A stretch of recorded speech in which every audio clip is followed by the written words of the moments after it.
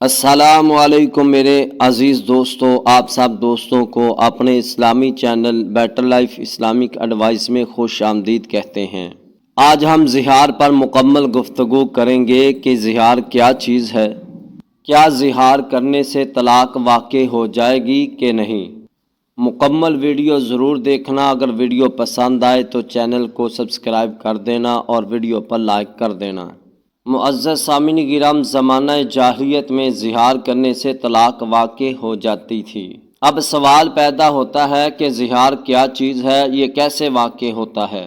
میرے عزیز بھائیو، خامد اپنی بیوی کو غصے یا جذبات میں آ کر کہے کہ تو مجھ پر ایسے حرام ہے جیسے میری ماں، میری بہن یا بھتیجی یا بھانجی حرام ہے، اس کو زہار کہتے ہیں۔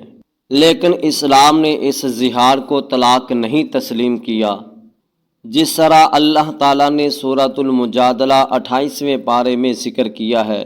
اس کا اصل واقعہ کچھ اس طرح سے ہے کہ نبی اکرم صلی اللہ علیہ وسلم کی صحابیہ خولہ بنت ثعلبہ سے اس کے خاوند نے بڑھاپے کی عمر میں زہار کیا۔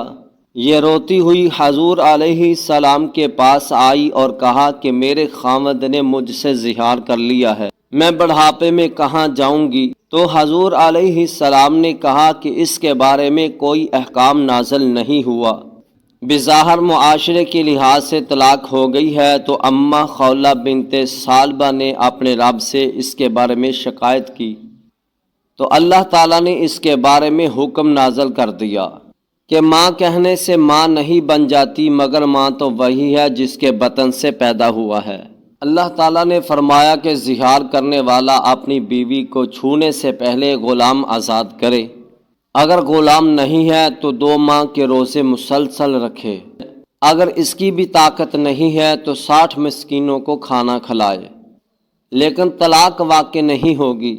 یہ زہار کرنے والے کی حد ہے جس کو اللہ تعالیٰ نے مقرر فرمایا، جس کی پاسداری کرنا ہر مسلمان پر فرض العین ہے، ورنہ وہ سزا کا مستحق ہوگا۔